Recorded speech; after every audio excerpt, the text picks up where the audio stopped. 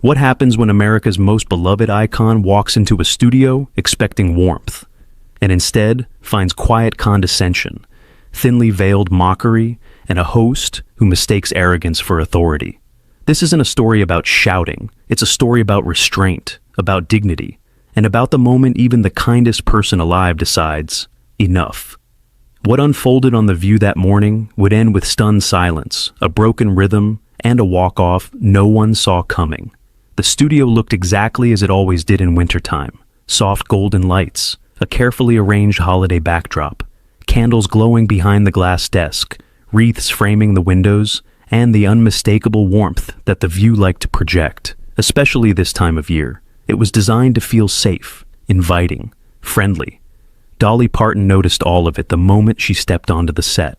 She wore black sequins that caught the light without shouting for attention, her blonde hair styled just enough to be unmistakably Dolly, but softer than the stage persona people expected. She waved to the audience, that familiar smile instantly pulling applause from every corner of the room.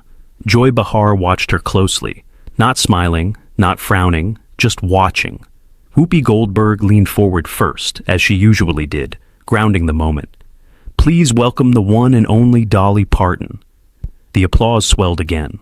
Dolly nodded, placed a hand briefly over her heart, and sat down, folding her hands neatly on the table. 2. The View mug sat between her and Joy, ceramic barriers in a conversation that hadn't yet begun. "Thank you for having me," Dolly said warmly. "It's good to be here." Her voice was gentle, familiar, disarming. For the first few minutes, everything followed the script. Whoopi asked about Dolly's latest music project. Another host mentioned her literacy work. There was laughter, polite admiration, safe ground. Dolly answered with ease, thoughtful but concise, never self-promotional, never rehearsed. She spoke about creativity, about giving back, about how she never expected any of this when she grew up in the Tennessee mountains. Then Joy leaned in, not aggressively, not loudly, but with that unmistakable shift. The subtle tightening of posture, the slight tilt of the head that signaled she was no longer listening, only preparing to speak. "So, Dolly," Joy said, her tone casual but edged. "You've been doing this a long time." Dolly smiled. "I have, yes." Joy nodded slowly. "Decades, really. Different eras, different audiences. And yet, somehow, you've never really changed your image." A pause. Not long enough to interrupt, but long enough to feel intentional. Dolly blinked once, still smiling. "Well," she said lightly, "I've always believed if you know who you are, you don't need to chase every trend." The audience murmured approvingly. Joy didn't smile back. "But don't you think," she continued, "that there's something performative about that consistency? I mean, big hair, sparkles, the exaggerated femininity. Some people might say it's a little outdated." The temperature in the studio shifted. Whoopi glanced sideways. One of the co-hosts adjusted her papers. Dolly didn't move. She didn't stiffen, didn't raise her voice, didn't even let the smile leave her face. Instead, she tilted her head slightly. "Well, Joy," she said gently, "I've always thought femininity wasn't something to be ashamed of. It's just one way of being strong." Joy's lips pressed together. "Sure," she said. "But don't you worry that younger women see that and think success means looking a certain way? That being taken seriously requires all the glitter?" The words hung there. Not an outright attack, but not a compliment either. Dolly's fingers rested calmly against each other. Her nails, perfectly manicured, tapped once, softly against the glass. "I think young women are smart enough to decide for themselves," she replied. "And I trust them more than I trust labels."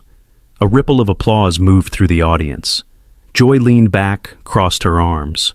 "I'm just saying," she added, "you've built a brand, and brands can sometimes distract from substance."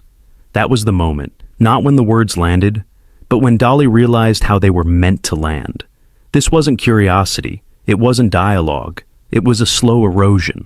Dolly looked directly at Joy for the first time, not with anger, with clarity. "Well," she said softly, "I reckon substance speaks for itself." Her tone was still kind, still controlled, but something had shifted, and Joy noticed it. She smiled faintly as if satisfied she'd finally found traction. "Of course," Joy replied. I just think it's worth examining. Dolly nodded once. Then examine away, she said. I've lived my life in the open. The audience applauded again, this time louder. Joy didn't join in. She only adjusted her mug, eyes fixed on Dolly, as if already planning what to say next. And Dolly, still smiling, still composed, had no idea yet that this was only the beginning. The show tried to move forward like nothing had happened. A producer's voice, unheard but felt, seemed to push the panel into a safer lane. One of the co-hosts brought up Dolly's imagination library, smiling with genuine admiration. Over 100 million books, she said, almost in awe. That's not charity, that's history. Dolly's eyes softened immediately. This was her comfort zone, not applause, impact. Well, honey, Dolly replied, books saved me before fame ever did. A child with a book is a child with a door. The audience clapped warmly. A few people even stood, then sat again as the segment continued. Whoopi nodded, pleased. That's what we love about you. You've always been about lifting people up. Joy's mouth twitched at that. Just slightly, like someone hearing praise they didn't think was fully earned. Dolly didn't see it. Or if she did, she chose not to acknowledge it. For a moment, the studio felt normal again. Holiday candles glowed. The camera moved smoothly between faces. The mugs sat neatly aligned like props in a pleasant, controlled conversation. Then Joy slid her mug a few inches forward, and the sound of ceramic scraping glass was quiet, but sharp. So, Dolly, she said, 2 words, a new tone. Let me ask you something. The co-host beside her blinked, as if bracing.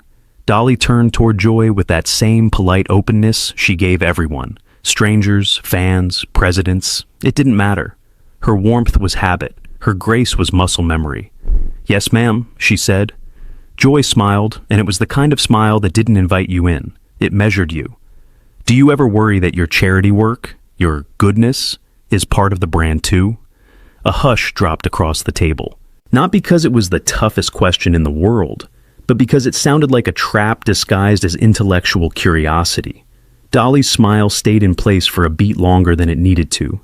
Joy, she said gently, I don't do what I do to look good. I do it because I remember what it felt like not to have. Joy nodded as if she'd expected that answer. Sure, but you can't deny, Joy pressed, that philanthropy is convenient, especially for celebrities. It creates a shield. So whenever someone criticizes the image, the fans say, oh, but she gives away books. The audience murmured. You could feel people shifting in their seats like they wanted to protect Dolly from the implication. Dolly's eyes narrowed just a hair, barely visible, like a curtain moving in a draft. Well, Dolly replied, still calm, if my work helps people, then I don't mind if it helps my image too. But it wasn't built for that. Joy leaned in, delighted by the way the studio was suddenly holding its breath. Okay, but let's be honest, she said, voice sharpening. Your whole persona, sweet Dolly, kind Dolly, harmless Dolly, it's a performance, isn't it? Whoopi inhaled like she wanted to jump in, then stopped herself. Sometimes you let someone show themselves. Dolly didn't flinch. Instead, she gave Joy a small, thoughtful nod, the way you nod at someone you're choosing not to embarrass. Honey, Dolly said, everything we do in public is a performance. Yours too. A few laughs bubbled up in the audience, nervous, surprised. It wasn't a jab. It was a fact, delivered with softness that made it hard to fight. Joy's eyes hardened. No, she said. Mine is conversation. Yours is an act. You giggle, you flutter your eyelashes, you play the cute country doll. And somehow, people treat you like a saint. Dolly's fingers folded tighter together. Her bright nails, so perfectly Dolly, pressed gently into her own skin. She kept her voice low, steady. Joy, I've been called a lot of things. Doll isn't the worst, Joy scoffed. You're avoiding the point. I'm addressing it, Dolly answered. Maybe not the way you hoped. That line landed like a clean glass clink. The co-hosts shifted again.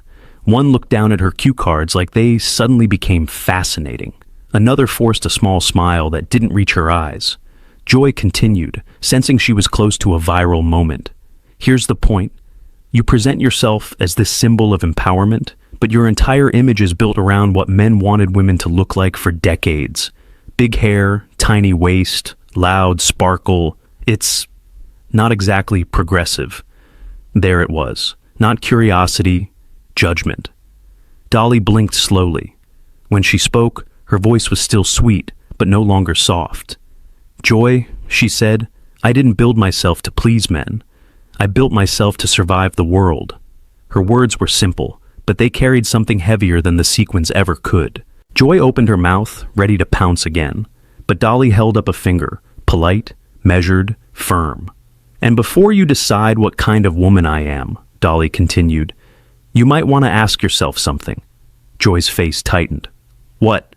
Dolly's smile returned, but it looked different now. It wasn't warmth, it was composure.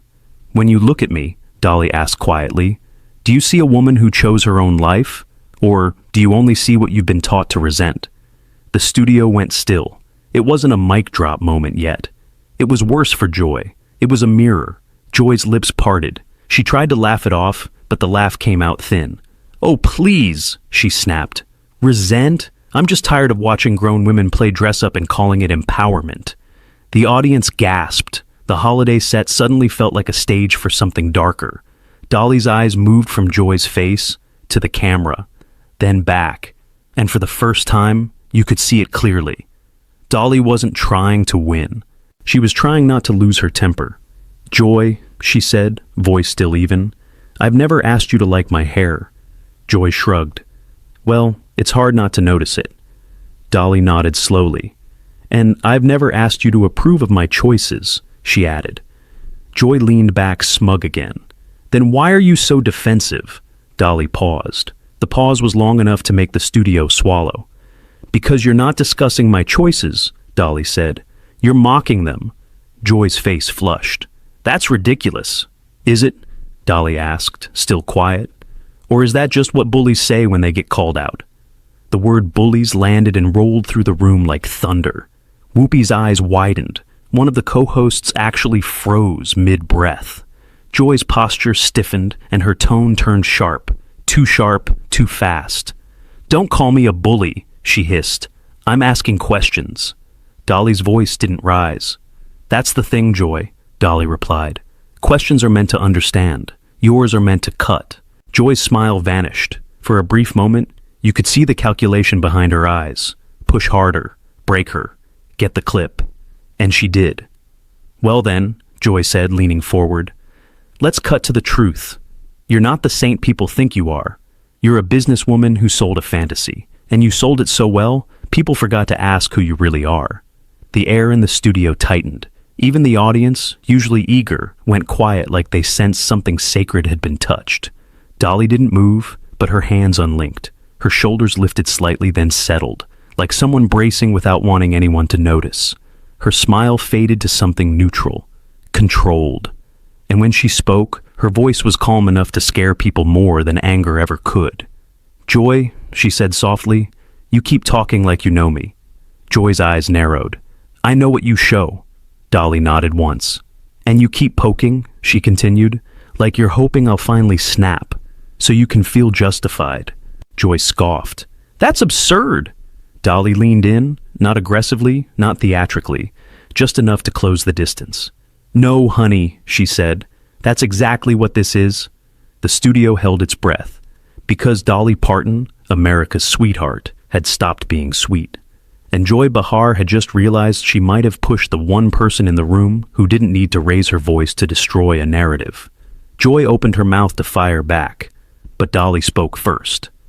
"One more question from you like that," Dolly said, still quiet, "and we're going to have a very different kind of conversation." Joy blinked. For the first time all day, she didn't have a line ready, but she wasn't the type to retreat. She only smiled, thin, sharp, dangerous. "Good," Joy said, "because I'm not done." And the way she said it made the producers behind the cameras reach for their headsets, because everyone knew now. This wasn't an interview anymore. It was a collision. The producers should have cut to commercial. Everyone in the room felt it, that invisible pressure when a conversation has gone too far, but no one wants to be the one to pull the cord. The holiday candles still flickered behind the desk, absurdly calm, as if unaware that the atmosphere had turned sharp enough to draw blood. Joy Behar adjusted in her seat, clearly energized now. This was her terrain, conflict framed as conversation. Dolly sat back slightly, hands resting together again. But the softness was gone. What remained was composure sharpened into something deliberate. Joy cleared her throat. "You know," she said, feigning reflection, "people love to protect you, Dolly. That's fascinating to me. You say one sweet thing, and the audience applauds like you've solved world peace." A few uncomfortable laughs scattered through the studio. Dolly didn't react. "I mean," Joy continued, waving a hand casually, "you talk about kindness and empowerment, but you've never really challenged the system. You benefited from it. You played into it. That's not bravery, that's marketing." The word marketing hung heavy. Whoopi shifted forward. "Joy, no, let her answer," Joy interrupted quickly. "I'm genuinely curious." The lie in that sentence was obvious to everyone, except Joy herself. Dolly inhaled slowly through her nose. It wasn't dramatic, it wasn't visible, but it was the kind of breath you take when you're deciding whether to keep the peace or finally speak the truth. "I've challenged plenty," Dolly said calmly. "Just not the way you seem to prefer." "Oh?" Joy raised an eyebrow. "How so?" Dolly turned her head slightly toward the audience before answering, not for approval, but for grounding. "I challenge poverty by refusing to stay poor," she said. "I challenged illiteracy by putting books into children's hands. I challenged exploitation by owning my work." Joy smirked. "And you challenge beauty standards by exaggerating them?" A sharp intake of breath rippled through the audience. Dolly's eyes finally hardened. "Joy," she said, her voice still controlled, but unmistakably firm, "you keep confusing your opinion with authority." Joy laughed, a short, dismissive sound. "That's rich." "No," Dolly replied. "What's rich is sitting behind a desk judging women's lives from a distance." The applause this time was louder, more confident. People were no longer unsure which side they were on. Joy's smile vanished completely. "You're deflecting," she snapped. "This whole persona, this 'I'm just a sweet country girl' act, it's manipulative. You use charm so people won't question you." Dolly leaned forward slightly, her elbows just brushing the table. "Let me be very clear," she said. "I've never asked anyone not to question me." Joy folded her arms. "Then answer this honestly. If you're so empowered, why cling to an image that was designed by men?" That was the line.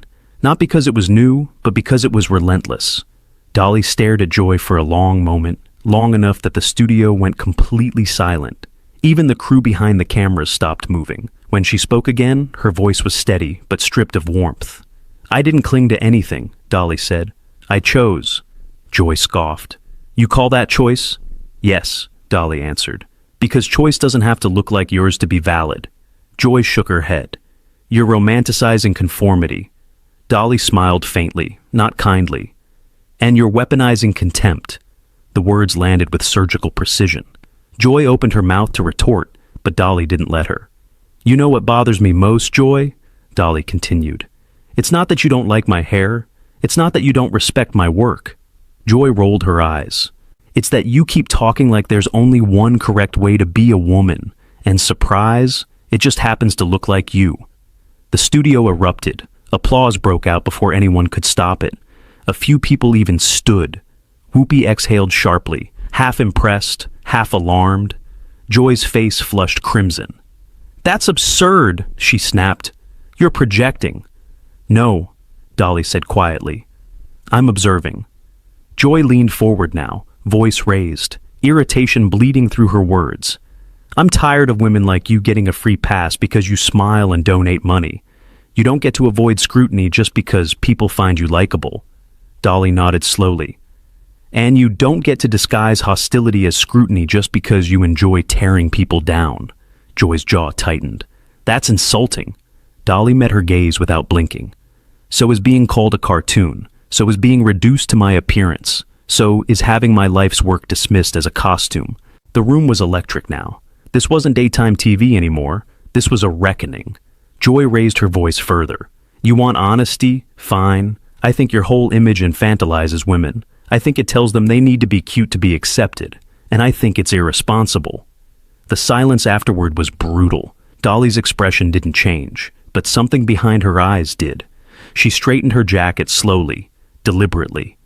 "You don't get to tell women what empowers them," Dolly said, each word measured. "Not you, not me, no one." Joy laughed bitterly. "Spare me the lecture." Dolly's voice dropped lower. "This isn't a lecture," she said. "This is a boundary." Joy blinked. "For the last 20 minutes, Dolly continued, "you've talked at me, not with me. You've mocked my appearance, questioned my motives, and dismissed my choices." Joy opened her mouth, but Dolly raised a hand, not to silence her, but to stop the spiral. "I stayed," Dolly said, "because I believed you'd eventually ask something worth answering." The words stung more than any insult. Joy's composure cracked. "You're being dramatic?" Dolly nodded once. "That's what people say when they don't like being confronted." Joy stood abruptly, chair scraping loudly against the floor. "I don't have to sit here and be accused of bullying," she snapped. "This is my show." Dolly looked at her calmly. "That," Dolly replied, "is exactly the problem." Joy froze. "This isn't your show," Dolly continued. "It's a platform, and platforms come with responsibility." Joy's voice rose to a near shout. "You don't get to lecture me about responsibility." Dolly leaned back as finally exhaling. "You're right," she said. "I don't." She paused. "But I do get to decide how I'm treated." The room went deathly quiet. Joy stared at her, stunned. Not because Dolly was angry, but because she wasn't.